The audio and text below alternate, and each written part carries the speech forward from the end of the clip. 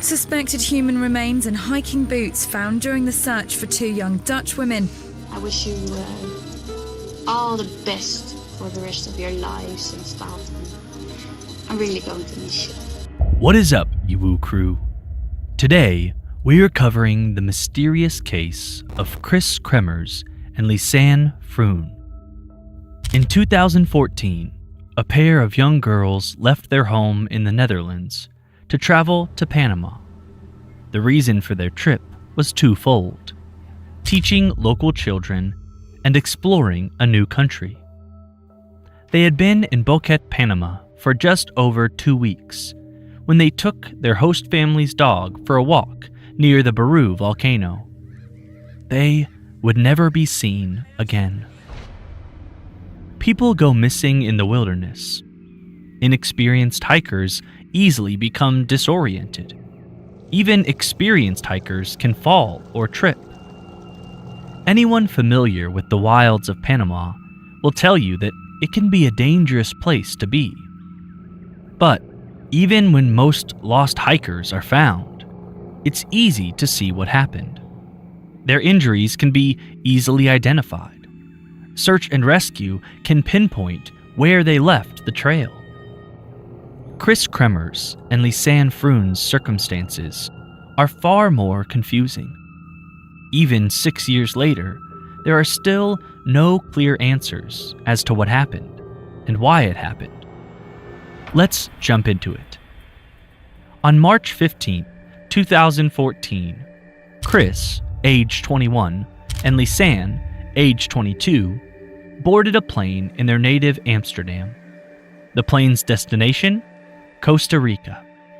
From Costa Rica, the girls would travel on the Bocas del Toro in Panama, and then take a boat to Isla Colon, where they spent 2 weeks learning a little Spanish and seeing the sights. It was the beginning of their gap year, which they had been planning and saving for over a year. Though they had attended the same university, they had actually met while working at a restaurant in Amersfoort. As they had become friends, Chris had convinced Lisanne to move into the same student residence. Their gap year approached, and Chris, having traveled to South America previously with her family, suggested that they try Panama. Not only would there be opportunities for backpacking and swimming, two things both of the girls enjoyed doing, they could learn Spanish and volunteer at local schools. Their friends and family had readily donated money for toys and supplies that Chris and Lisanne planned on bringing to the children in Panama. They were scheduled to start volunteering at a school on April 1st, so they arrived in their final destination, Boquete, on March 29th. Though they had received an email on the 26th confirming that they were supposed to start work on the following Monday, the staff of the school where they had planned to volunteer told them that they couldn't accommodate them that week and they would have to try again next week. They were deflated. Even though their plans had only been pushed back a week, both of the girls seemed to take this disruption badly. As they were leaving the school, their plans dashed, Lisanne texted her parents, "I am really very disappointed." Having been turned away from the school, they made their way to a suburb of Boquete, Alta Boquete, where they met up with their host family. Their host was Miriam Guara, who would frequently host international students in an adjoining house with its own entrance. Only days later, when the girls disappeared, she would tell the media that the girls seemed smart, shy, and restless. She reported that even though they had limited Spanish, they had managed to communicate that their plans had changed and they had another week off before they started work. They had asked Miriam what sites and activities she recommended, but had eventually resorted to asking for help from the Spanish language school they attended. Together, they put together a few days of sightseeing, hikes, and fun. By April 1st, the Tuesday of the following week, however, They had already climbed the volcano near Boquete and taken a tour of a nearby coffee plantation, and were running out of new and exciting things to do. They spent most of Tuesday morning trying to decide what to do. Eventually, they decided to hike the Pianista Trail, a popular path frequented by dog walkers. Here's where things get a little fuzzy. Facebook posts from the morning of April 1st by both Lisanne and Chris state that they were planning on walking around the city that day. However, Chris sent her boyfriend a text on Tuesday that said they were planning on going on a hike. This small inconsistency is pretty easily explained away. Their plans changed. A taxi driver said that he dropped the girls off at the trailhead sometime after 1:30 p.m. However, pictures on both of their phones indicated that they had probably started their hike at around 11 a.m. Again, maybe this is easy to explain. The taxi driver was simply mistaken. In the pictures on their phones, the girls are dressed for a short hike, in tank tops and shorts.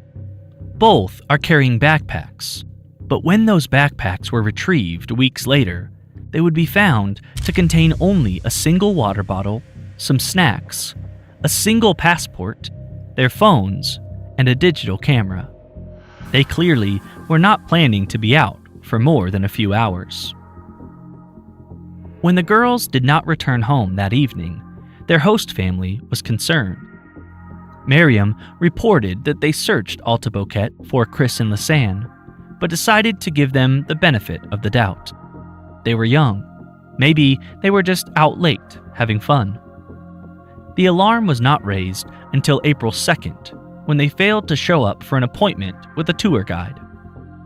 The tour guide contacted the host family, who confirmed that the girls appeared to have never made it home the previous night. The guide then reached out to the Spanish-language school, and it was the school that finally contacted Lisanne and Chris's parents and the police.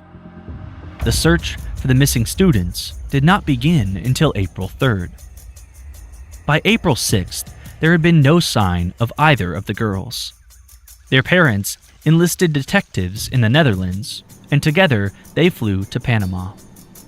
Despite a $30,000 reward and a 10-day search, it would be months before any sign of the girls was seen again. They were just gone, vanished without a trace in a foreign country. Their parents were despondent. Had they just gotten lost? Had they encountered a dangerous animal? Most frightening of all, had they encountered a dangerous person?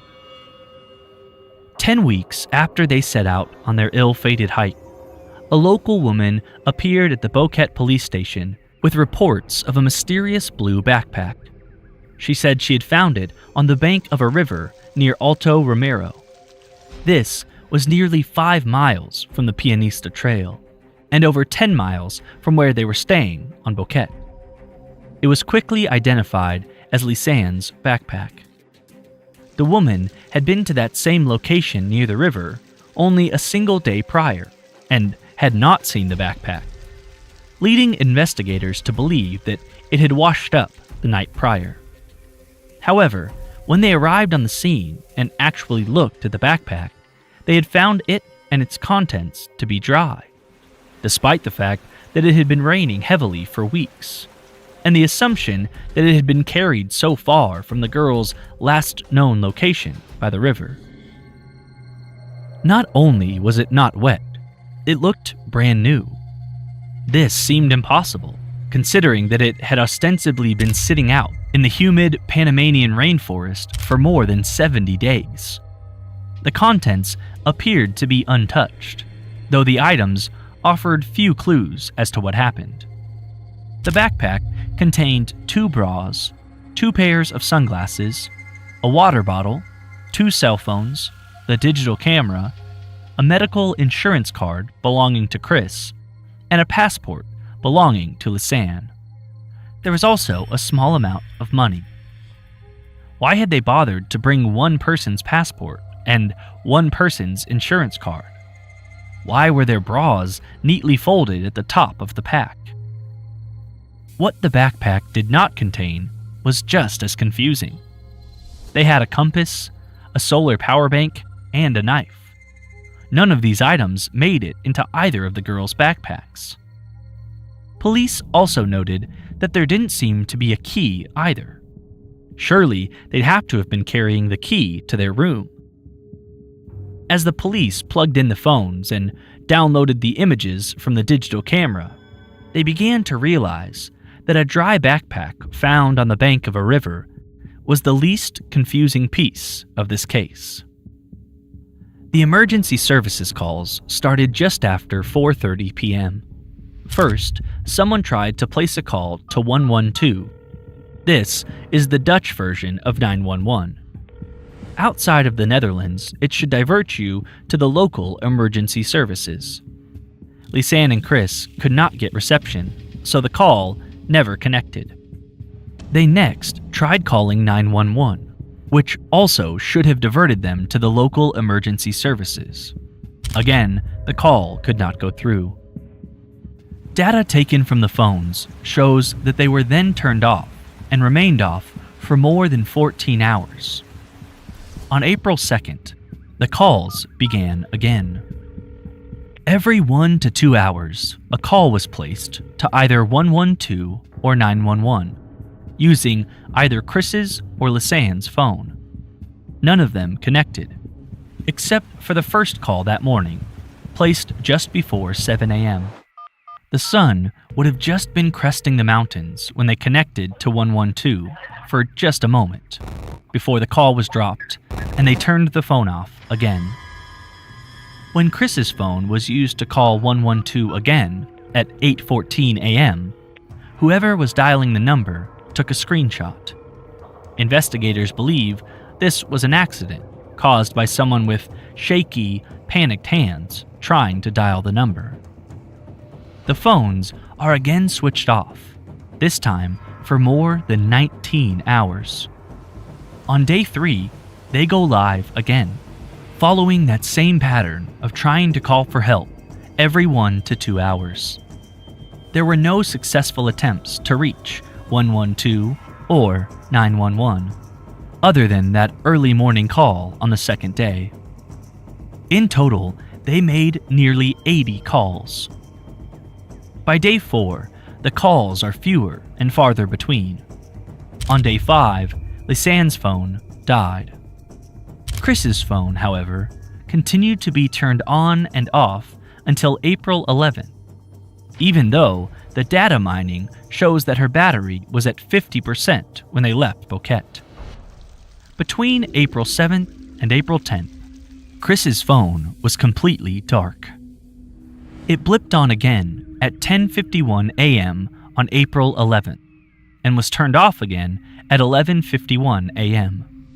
It was never turned on again. It's hard to know which of the girls were making these calls, if in fact it was either of them. There was a detail, however, that made investigators' blood run cold. Lisanne's phone died on the 5th. The next time a phone was used, it was of course Chris's phone.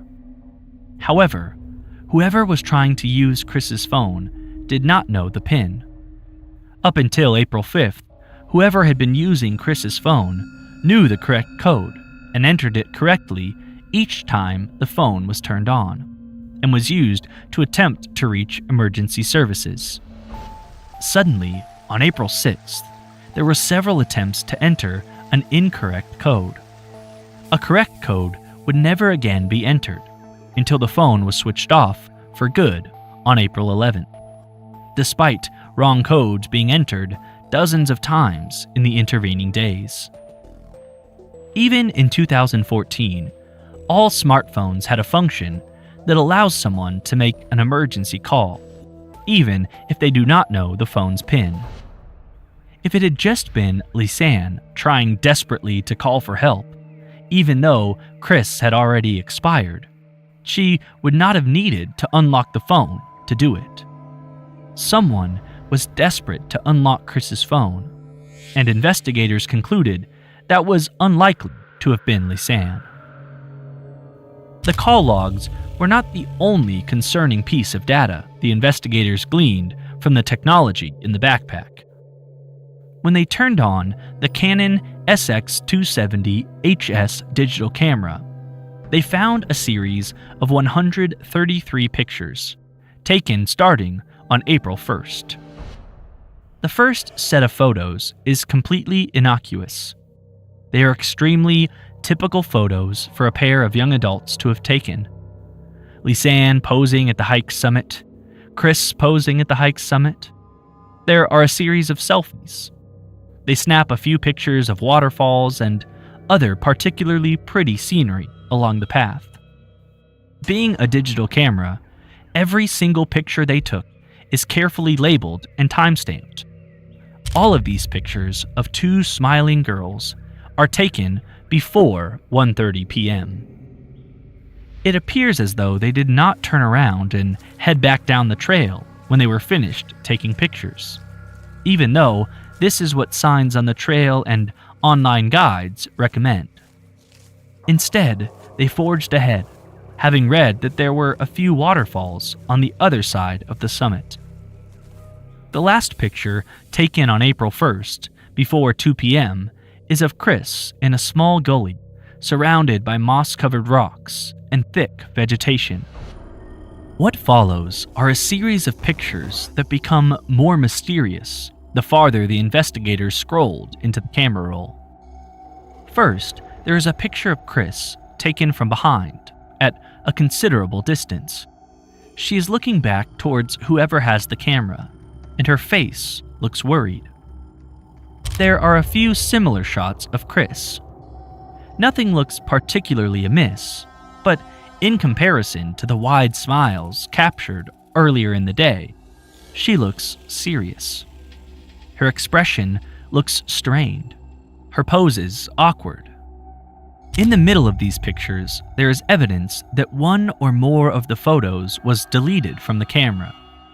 None of the other pictures the girls had taken with this camera during their trip had been deleted.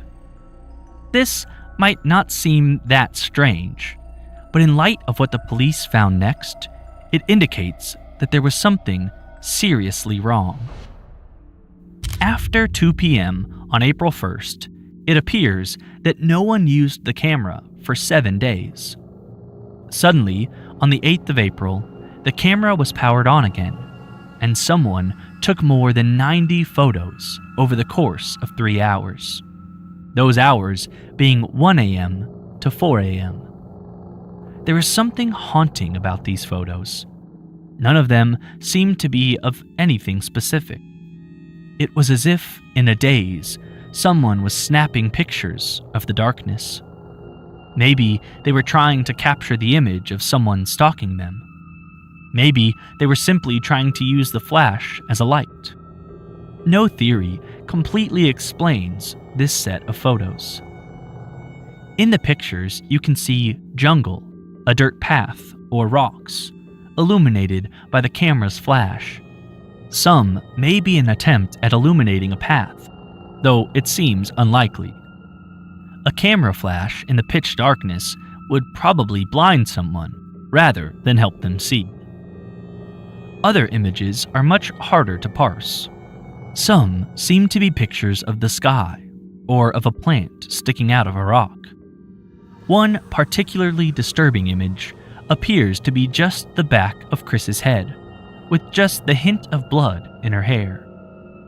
Several of the pictures appear to have light orbs and other light artifacts. None seem to have been taken while moving.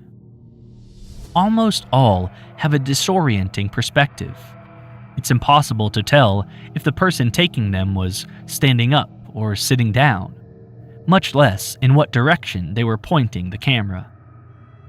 Even those familiar with the trail and the surrounding area have had difficulty locating areas where the girls, or whoever had the camera, could have taken these pictures. There is something simply not right about all of these shots. Pictures taken at night are naturally unsettling, yes. But the odd angles and unrecognizable terrain make these photos especially troubling. After the backpack was found, locals were able to quickly locate a set of remains. By June 19, 2014, all that would ever be found of Chris Kremers and Lisanne Froon was located along the same river where Lisanne's backpack was found. In total, 33 bones would be discovered, along with a pair of jean shorts and one shoe from each of the students. The most chilling finding was Lisanne's left foot. It was discovered still inside her boot, the boot's laces still cinched tight. Investigators noted that the cut that had severed the ankle from the leg was clean. Because of the lack of blood, it was likely that it had happened after Lisanne was already dead. Nearby the shoe, a piece of Lisanne's skin was found rolled into a ball. The other notable discovery was half of a pelvic bone. It would be identified as Chris's pelvic bone. While all of Chris's bones seemed to have been picked clean and bleached by the hot sun, Lisanne's remains showed less decomposition. I really want you to know that I really like you guys. None of the remains provided much information about what happened to the pair, especially because the bones themselves were so scattered. The official story is that Chris Kremers and Lisanne Froon fell to their death crossing a monkey bridge during their hike. A monkey bridge is a flimsy bridge made of 3 wires that does, admittedly, look very easy to fall from. But there is no evidence that the girls ever made it to this dangerous part of the trail. Investigators have since modified this story, claiming that maybe Chris fell, either from the bridge or while trying to climb the wall of the gully captured in their pictures. This would have happened in the mid-afternoon on April 1st. Chris held on until April 5th or 6th, both girls calling for help to no avail. Chris either passed away or sank into a coma. By the 8th, Lisanne was disoriented and desperate. There were only a few hours of battery life left on Chris's phone. She didn't know the code.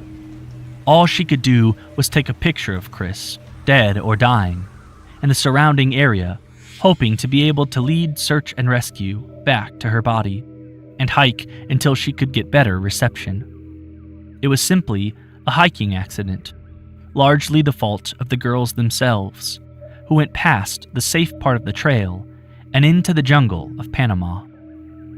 This theory doesn't explain the sheer glut of pictures taken in between 1 a.m. and 4 a.m. Locals also claim that it is very difficult to get lost in this area, as there is a network of well-marked trails. Many who knew the girls also claim that they would never be stupid enough to attempt to cross the monkey bridge on their own. The explanation spurs more questions than it answers. How did Lisanne's backpack turn up dry and perfectly preserved on the bank of a river 10 miles away? More chillingly, who erased the picture on their camera? And who was trying to unlock Chris's phone relentlessly for 5 days? Why did they stop taking pictures for 7 days? Why didn't they attempt to send any text messages? Why did they only ever try to call emergency services and not their parents, boyfriends, or host family? Dick Steffens, a criminalist hired by the Kremers and Froons, guessed that the pictures might have actually been an attempt to signal someone. Perhaps the girls were stuck, either immobilized by injuries or subdued by someone, and were trying to use the flash of the camera to signal passing planes or vehicles for help. He also noted that the remains found along the river seemed to be far too clean to have decomposed naturally. And why were some pieces of Lisanne found intact, like the rolled up strip of skin? Why were their bras folded up and stuffed in the backpack? To this day, no one has been able to offer a theory that comprehensively explains the evidence gathered by police. Some have claimed that the orbs in many of the nighttime photos indicate the presence of ghosts. This is a huge catch-all bucket that could explain the erratic behavior of taking the photographs. A much more likely, but still frightening possibility, is that the girls wandered off the trail and into someone who recognized them as vulnerable. They were clearly not from Panama, and while they were both fit, were small and could have been easily overpowered. Maybe this attacker let them keep their phones, knowing they wouldn't be able to get reception. Maybe they ferreted them away and hid them when he was around. Perhaps Chris expired first, and it was Lisanne desperately trying to open her friend's phone to call someone. Anyone. Maybe they'd gotten a picture of him on their camera, which he deleted. The reason Chris began to look concerned was that they had just encountered a frightening individual. He might have even been the person taking the photos, forcing them to pose as if nothing was wrong. And all those pictures, taken in the early morning hours of April 8th, were Lisanne trying to signal into the darkness that she was alive and needed help. After she died, probably on the 11th, after Chris's phone was switched on and off for the last time, their killer stripped and scattered their bones and possessions, hoping no one would ever find enough of either girl to identify them, or, at the very least, identify what happened to them. No matter what happened, whether the girls were stalked by a supernatural entity, were attacked by a wild animal, hunted by a human monster, or simply got lost or injured and could not call for help, the image painted of their last days is terrifying. Alone in the wilderness, their clean water running low, food in short supply, knowing that they were going to die, knowing no help was coming. Imagine having your phone and trying desperately to call for help, knowing that each time you switch it on and the call does not connect is another precious bit of battery you've wasted.